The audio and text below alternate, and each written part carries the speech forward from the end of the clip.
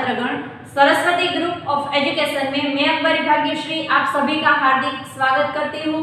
कक्षा 9 chapter number 6 विषय हिंदी, जिसका एक गद्य आप पढ़ने वाले हैं जिसका नाम है मेरी बीमारी श्यामा ने ली और जिसके लेखक है हरिवंश राय बच्चन।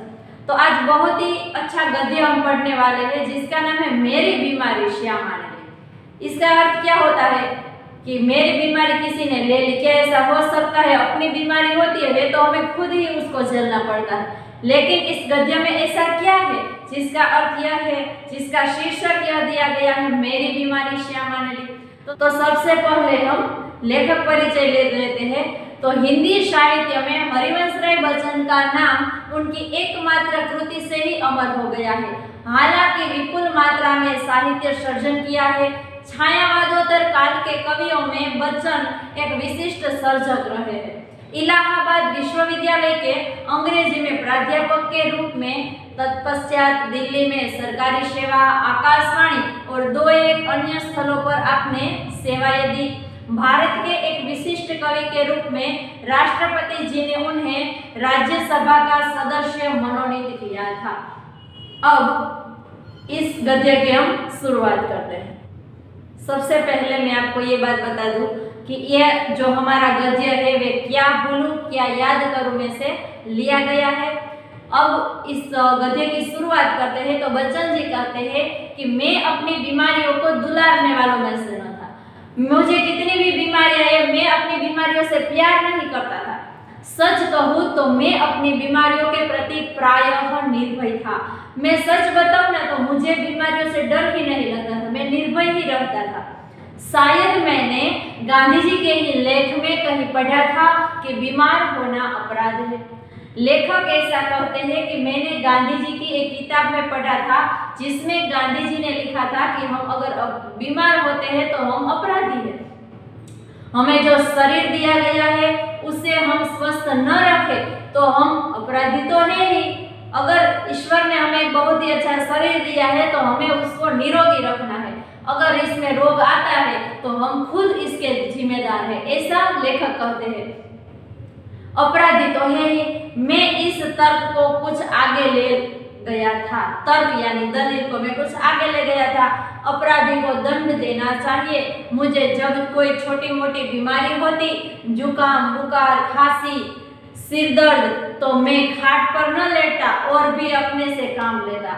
लेखक क्या करते हैं, अगर उसको सर्दी, जुकाम ऐसा कुछ होता था तो लेखक है वे चारपाई पर लेटते नहीं था, यानी कि सोते ही नहीं रहते थे, लेकिन वे ज्यादा से ज्यादा काम करते थे। और हम लोग क्या करते हैं, अगर हमें थोड़े से भी बुखार आ गए, थोड़े से भी हम दर्द होता है सिर में तो हम सो जाते हैं। अपनी मम्मी से कहते हैं मम्मी मुझे आज सिर दर्द हो रहा है, मैं आज स्कूल जा नहीं पाऊंगा, ऐसा सब बहाना बनाते हैं। लेकिन लेखक ऐसा कहता है कि मैं जब भी बीमार होता था तो मैं अपने खुद से ज्यादा काम लेता था। मुझे भरे भट्ट बुखार में अपनी रात के ट्यूशनों पर जाने की याद है। भूरे भट्ट यानी कि बहुत तेज, यानी लेखक कहते हैं कि मुझे बहुत तेज बुखार होता था, फिर भी मैं ट्यूशन करवाने के लिए रात को जाता था। बुखार की गर्मी और तेजी में तो मैं और जोश में पढ़ा था। मजदूरी करके रोटी कमाने वाले को बीमार पड़ने का क्या अधिकार है? बीमारी अमीरों की हरमजदगी है। लेखक क्या कहता है कि मुझे बहुत तेज बुखार था, फिर भी मैं ट्यूशन करवाता था और मैं ज्यादा से ज्यादा अपने शरीर से काम लेता था। और वे कहते हैं कि बुखार में गर्मी और तेजी को और जोश बढ़ता। अब बुखार में गर्मी होती थी, बहुत ठंड लगती थी, फिर भी मैं बहुत इसमें ध्यान नहीं देता था, लेकिन मैं पढ़ाने के लिए भी व्यस्त था। और इसके आगे कहते हैं कि जो मजदूरी करते हैं और रोटी कमाने वाले को बीमार पड़ने का कोई अधिकार ही नहीं होता, ऐसा लेखक कहते हैं। बीमारी जो है ये अमीरों की हरमजदगी है, यानी कि इसका हरामीपन है। गरीबों को उसे अपने पीछे न लगाना चाहिए। लिखने में तो ऊंचा बुखार मुझे सब तरह से सहायक, प्रेरक और प्रोत्साहक लगता है। एक तरह की आग जिससे मेरी अनुभूतियों में ताप आता, जिसमें गल पिघल कर मेरा हृदय ढलता। एक तरह की भट्टी जो मेरे विचार, भाव, कल्पनाओं को उबाल देकर उच्छलित करती थी। बुखार के वक्त क्या होता था, एक उसका जो शरीर है वे गर्म हो जाता था, मन में कई प्रकार के विचार आते थे, लेकिन एक तरफ उसका भाव था कि मुझे बीमार पड़ने का कोई अधिकार ही नहीं है। ऐसी बात सोचकर लेखक है वे अपने काम को ही बढ़ावा देते थे, सोते नहीं रहते थे। यह तो मैं नहीं कहूँगा कि बुखार में मैं जबरदस्ती कर लिखता था, पर अगर मैं लिखना चाहता था तो बुखार मेरे लिए कोई बाधा नहीं बन सकता था। लेखक को कोई किताब लिखते हैं, कोई लिखते हैं कोई, तो वहाँ पे क्या होता था, उसको बुखार था फिर भी वे लिखते थे। ऐसा नहीं था कि बुखार है इसीलिए उसे नहीं लिखना है, कोई इसमें कोई अड़चन हो, बाधा आ जाए, लेकिन लेखक अपना कार्य है वे निरंतर करते ही जाते थे। हल्के बुखार में तो मेरे सब काम हस्ब मामूल होते रहते थे, जिसका अर्थ होता है नित्य के नियम अनुसार होते थे। लेखक बीमार होते थे फिर भी उसके जो भी काम थे वे नियम अनुसार हर रोज होते ही रहते थे। कोई मेरा बदन छूकर कभी कहता था कि तुम्हें तो बुखार है, तो मैं पट से जवाब देता था कि हाँ बुखार है और मैं भी हूँ। उसके घर के लोग हैं वे उसके शरीर को छूकर कहते थे अरे तुम्हें तो बुखार है, लेकिन मैं भी ऐसा कह देता था हाँ मुझे बुखार है और मैं भी हूँ, तो क्या हो गया। शायद कपलिंग ने अपनी आत्मकथा में लिखा है, ये किपलिंग है, एक अंग्रेज साहित्यकार है, उन्होंने अपनी किताब में आत्मकथा में लिखा था कि कभी कभी उसे बुखार में भी काम करना पड़ता था, और जब वह बुखार में होता था तो और अच्छी कहानियां लिखता था। एक अंग्रेज साहित्यकार था, उन्होंने अपनी आत्मकथा में लिखा था कि उनको जब भी बुखार आता था तो वे कहानियां लिखता था, लेकिन और भी ज्यादा लिखता था। जब वे स्वस्थ होता था तब कोई कहानियां अलग थी, लेकिन जब वो बुखार में होता था तब बहुत ही बढ़िया कहानी लिखता था। बुखार में कम लिखने की मुझे याद नहीं, वह कैसा बन पड़ा इसका निर्णय मैं न देना चाहूँगा। प्रसंगवश मुझे याद आ गया है कि अपनी 2 चट्टानों की 2 मेरी सबसे बड़ी कविताएं सात्र के नोबेल पुरस्कार ठुकरा देने पर और 2 चट्टान अथवा सिसिफिस, बरक्स, हनुमान मैंने प्लूरिसी में पढ़े लिखे थे। यानी कि जब वे कहानी लिखते थे, इसमें 2 चट्टान नाम की जो एक कविता है उसमें नोबेल पुरस्कार उन्होंने ठुकरा दिया था, और इसके बाद भी उन्होंने लेखन किया। या प्लूरिसी यानी कि कपड़ों में पानी भर जाना, इसके पढ़े लिखी थी, यानी कि बुखार के वक्त। और बदहरहाल जब मैं अपनी कहानी बदहरहाल यानी कि हर हालत में लेखक है वे बुखार होने की वजह से फिर भी वे लिखते ही थे। इसके आगे उन्होंने उदाहरण भी दिया कि अंग्रेज साहित्यकार ने भी ऐसा ही कहा था कि उसे जब बुखार होता था तब वे फिर भी बहुत ही अच्छी कहानी लिखते थे। जब मैं अपनी जवानी पर था बीमारी मुझे पराजित न करती थी, मैं ही अपनी जिद से बीमारी को पराजित कर देता था। जब लेखक युवावस्था में थे तब बीमारी उसे पराजित नहीं करती थी, लेकिन लेखक ही बीमारी को पराजित कर देते थे। बुखार सुखार आखिर कितने दिन चलता, विश्राम तिवारी कहा करते थे। मार के पीछे भूत भागे, मैंने अपने प्रयोग से सिद्ध किया था काम के पीछे बुखार भागे। अब क्या हुआ, लेखक ने ऐसा कहा कि मैं बीमारी को पराजित कर देता था, लेकिन एक आदमी ने उसे कहा था विश्राम तिवारी नामक कि मार के पीछे भूत भागे। किसी को मारो तो उसमें जो बला होते हुए टल जाती है, लेकिन मैंने ऐसा कह दिया कि बुखार के पीछे काम के पीछे बुखार भागे। अगर मैं काम ज्यादा से ज्यादा करता रहूं तो मुझे बीमारी ही नहीं होगी। यह बुखार मामूली न था, इसका संबंध उस तूफान से था जो पिछले 9 महीनों से मुझे झकझोर रहा था। झकझोर यानी कि हिला देना, और जो शांत होने से पूर्व सबसे अधिक विध्वंसक झटका मुझको दे गया था। स्कूल बंद था, ट्यूशनों पर मैं जाता था, उनकी आमदनी की मुझे जरूरत भी थी। किताबों की बिक्री अभी नियमित नहीं थी, कर्ज सिर पर चढ़े थे। बुखार 10 दिन चला, 20 दिन चला, महीने भर चला, 2 महीने चला, जुलाई लगे। लेखक क्या करते थे, अब कहानी को समझना है। हमारे चैप्टर का नाम है मेरी बीमारी श्यामा ने ली, लेकिन यहाँ पे जो लेखक बीमार है तो कैसे उसकी बीमारी कोई ले सकता है। तो लेखक बुखार को तो हरा ही देते थे, कार्य में भी ध्यान देते थे, लेकिन यह बुखार था वह सामान्य नहीं था। वे बढ़ता ही जाता है, बढ़ता ही जाता है। उसको उसकी स्कूल भी बंद थी, ट्यूशन में भी वे जाते थे, लेकिन उसकी जो किताब थी उसकी भी बिक्री नहीं हुई थी और उसके पास उसको पैसे की बहुत ही आवश्यकता थी। इसीलिए क्या होता है, बुखार बढ़ता ही गया और इसके ऊपर जो कर्ज भी था। लेकिन एक दिन, 2 दिन, महीना, 2 महीना ऐसा करते करते जुलाई मंथ आ जाता है। अब बुखार के साथ ट्यूशन पर ही जाना न होता, दिन भर स्कूल में पढ़ाना भी पड़ता। बुखार का नमूना वही सुबह बिल्कुल नहीं, शाम को 101, 102 के बीच कमजोरी दिन ब दिन बढ़ती हुई। कभी कभी धीमी खांसी, दवा शौकिया दवा बाटो एक होम्योपैथ पर कर रहा था। अब दिन ब दिन लेखक का जो बुखार था बढ़ता ही जाता है। कभी ऐसा है कि बिल्कुल ही बुखार नहीं है, लेकिन जब शाम को जब टेस्ट करवाते हैं तब 101, 102 इतना सा बुखार आ जाता है। अब ऐसा होता है, थोड़े दिन बीत जाते हैं, बाद में खांसी होती है, दवाएं उसके लिए आती है और दवा बाटू यानी कि दवा बांटने वाला एक होम्योपैथिक है, वे इसका इलाज करते हैं, इसके लिए दवाएं लेकर आता था।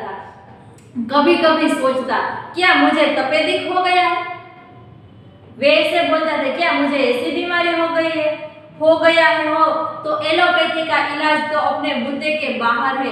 अगर मुझे इतनी बड़ी बीमारी हो गई है तो मैं इसका इलाज नहीं कर सकता, क्योंकि इसके जो रकम होती है, पैसे इसमें ज्यादा देने पड़ेंगे, लेकिन इसके पैसे तो इतने सारे पैसे लेखक के पास है नहीं। क्या उस समय मेरी जीवा पर सरस्वती बैठी थी जब मैंने कहा था कि श्यामा का बुखार मैं लेने जा रहा हूँ? क्या उस समय उसके जो जीभ है उसके ऊपर सरस्वती बैठी थी? जीवा यानी कि जीभ, सरस्वती यानी कि जो हम बोलते हैं वे सिद्ध हो जाता है। तब लेखक ने बोला होगा कि श्यामा का बुखार मैं लेने जा रहा हूँ। बेटी हाँ तो कितना अच्छा है, क्या मैं बीमार हूँ इसलिए श्यामा स्वस्थ है, जिसने पिछले 6 वर्षों में इन महीनों में ज्वर मुक्ति नहीं जानी थे, पर श्यामा को मेरी बीमारी भीतर ही भीतर खाए जा रही है। हमारा पात्र आता है श्यामा। श्यामा है जो लेखक की बीवी का नाम है। लेखक और उसकी बीवी का नाम क्या है? श्यामा। और यहाँ पे लेखक ने इसलिए शीर्षक दिया है मेरी बीमारी श्यामा, लेकिन किस तरह से उनकी बीमारी उसकी बीवी ने ले ली? तो लेखक ऐसे कहते हैं कि क्या मेरे जीभ पर सरस्वती बैठी है तो मैं जो बोला वो सिद्ध हो गया, लेकिन श्यामा तो पहले से ही वे बीमार है और खुद ही बीमारियों से लड़ती है, और जब लेखक की बीमारी का उसे पता चलता है तब श्यामा है भीतर ही भीतर दुखी हुए जा रही है। लेखक श्यामा के बारे में कहते हैं उसने अपनी इच्छा से जैसे अपने को स्वस्थ कर लिया था कि वह भी कहीं मेरी चिंता न बन जाए। क्या होता है, श्यामा बीमार थी लेकिन फिर भी वे स्वस्थ होती थी। अपनी बीमारी के बारे में लेखक से बात नहीं करती थी, क्योंकि अगर लेखक को उसकी चिंता हो सकता है, इसलिए उसके अतिरिक्त मेरी बीमारी का शायद किसी को पता भी न था, क्योंकि सारे काम तो मैं सामान्य रूप से किए ही जाता था। लेखक की बीमारी का ज्यादातर किसी को पता ही न चला, क्योंकि जो कार्य करने वाले थे सभी कार्य थे वे लेखक करते ही थे, तो किसी को पता ही नहीं चलता था। इसके आगे ऐसा होता है कि गर्मी में तो सभी थोड़े बहुत दुबले हो जाते हैं। एक दिन उसने मुझसे कहा कि मैं डॉक्टर B.K. मुखर्जी से अपनी परीक्षा कराऊं। ऐसा होता है, गर्मी की मौसम आती है तब क्या होता है, खाने की बहुत इच्छा नहीं होती है गर्मी होने के वजह से, तो इसीलिए लेखक का जो शरीर था वे दुबला हो गया था। तो ऐसे भी किसी को पता नहीं चला, और इसके आगे उसको श्यामा को तो थोड़ी बहुत भनक लग ही गई थी, इसीलिए श्यामा को पता था। इसीलिए श्यामा ने लेखक से कहा कि आप डॉक्टर B.K. मुखर्जी के पास जाकर परीक्षा यानी कि अपना चेकअप करवा लीजिए। मैंने टालम टोल की तो उसने ब्रह्मास्त्र छोड़ दिया। टालम टोल यानी कि लेखक ने मना कर दिया, मुझे नहीं जाना है, मैं स्वस्थ हूँ, ऐसा बोलते थे लेखक। तब ब्रह्मास्त्र छोड़ दिया यानी कि कभी निष्फल न होने वाला अस्त्र, जिसको कहते हैं ब्रह्मास्त्र। ऐसा उसकी बीवी ने कहा। क्या कहा कि मैं जब तक अपने को डॉक्टर को न दिखलाऊंगा वह खाना नहीं खाएगी। श्यामा ने क्या किया? श्यामा ने कहा आप अगर डॉक्टर को नहीं दिखाओगे तब तक मैं खाना ही नहीं खाऊंगी। ब्रह्मास्त्र तो मानना ही था। डॉक्टर मुखर्जी को भय था कि मुझ पर क्षय का आक्रमण हुआ है, इसीलिए बीवी की बात मानकर लेखक है वे डॉक्टर के पास जाता है, लेकिन वे डॉक्टर मुखर्जी थे उसको ऐसा था कि उसको क्षय की बीमारी लगी है और उन्होंने क्या कहा, मुझ पर क्षय का आक्रमण हुआ है। इकिम वैद्य द्वारा बताई गई रोग की औषधि है, यानी कि एक नुस्खा उन्होंने लिख दिया और कुछ दिन चिंता मुक्त होकर पूरी तरह आराम करने को कहा। लेखक को क्या कहा कि तुम्हें कोई चिंता नहीं करनी है, लेकिन तुम्हें सिर्फ आराम करना है, क्योंकि लेखक है वे कभी आराम ही नहीं करते थे। स्कूल में जाते थे, ट्यूशन में जाते थे, ज्यादातर ही काम ही करते थे, इसीलिए डॉक्टर ने उसे कहा कि तुम्हें सिर्फ आराम ही करना है। नुस्खा मुझे मौत का परवाना लगा।